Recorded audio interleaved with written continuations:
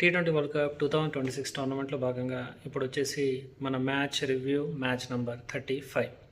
ఈ మ్యాచ్ వచ్చేసి between Namibia versus Pakistan. So ఈ మ్యాచ్ వెన్యూ వచ్చేసి మనకు కొలంబోలో మ్యాచ్ అనేది జరిగింది. ఇక టాస్ విషయానికి వస్తే మాత్రం పాకిస్తాన్ వాళ్ళు టాస్ గెలిచి నమీబియాకి బౌలింగ్ ఇచ్చి వీళ్ళు బ్యాటింగ్ అనేది తీసుకున్నారు. ఇక వీళ్ళు 20 ఓవర్స్కి గాను అరౌండ్ 2 వికెట్స్ ఏమో 2 or 3 వికెట్స్ ఏమో కోల్పోయి 199 రన్స్ అనేది చేశారు. 200 రన్స్ని వీళ్ళు నమీబియాకి టార్గెట్గా ఇచ్చారు. ఓకే, పాకిస్తాన్ బ్యాటింగ్ విషయానికి వస్తే మాత్రం సాహిబ్జాదా ఫరోహాన్ సెంచరీ చేశాడు.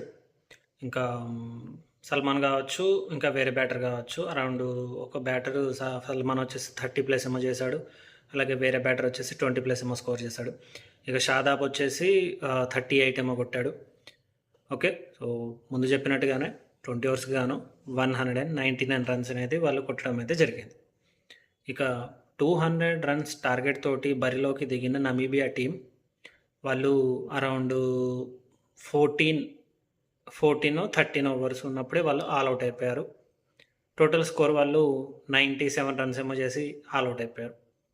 ఓకే, ఇక వాళ్ళ బ్యాటింగ్ విషయానికి వస్తే మాత్రం ఎవ్వరూ అంతగా సరిగ్గా ఏం బ్యాటింగ్ చేయలేరు. వస్తున్నారు వెళ్తున్నారు అంతే. ఇక పాకిస్తాన్ బౌలింగ్ విషయానికి వస్తే మాత్రం మన ఐ థింక్ తారిక్ అనుకుంటే ఇమ్రాన్ తారిక్ ఏమో ఉంది అతని పేరు. అతనికి 4 వికెట్లు పడ్డాయి. ఇక వేరే వేసిన బౌలర్స్కి 2 వికెట్స్ 1 వికెట్ ఏమో పడ్డాయి. ఓకే, ఈ మ్యాచ్ తోటి మన పాకిస్తాన్ టీం శ్రీలంకలో ఆడుతున్న పాకిస్తాన్ టీం వచ్చేసి వాళ్ళు సూపర్ 8కి క్వాలిఫై అయిపోయారు. ఇక నమీబియా టీం వచ్చేసి వాళ్ళు ఇంటికి అనేది బయలుదేరిపోయారు. ఓకే, ఇక చూడాలి మరి. ఇప్పుడు సూపర్ 8కి అయితే పాకిస్తాన్ టీం అయితే వచ్చింది. మరి ఇక గ్రూప్ స్టేజ్లో లైక్ ఇప్పుడు సూపర్ 8లో ఆల్రెడీ అయితే వచ్చింది. మరి అక్కడ మరి మ్యాచెస్ గెలిచి మరి వాళ్ళు సెమీఫైనల్స్కి వస్తారా, మరి ఇక ఏమవుతుందని చెప్పేసి మనం ముందు మ్యాచెస్లోనే చూడాల్సి ఉంటుంది. ఓకే, సో ఇది మ్యాచ్ మీద అయితే నా రివ్యూ.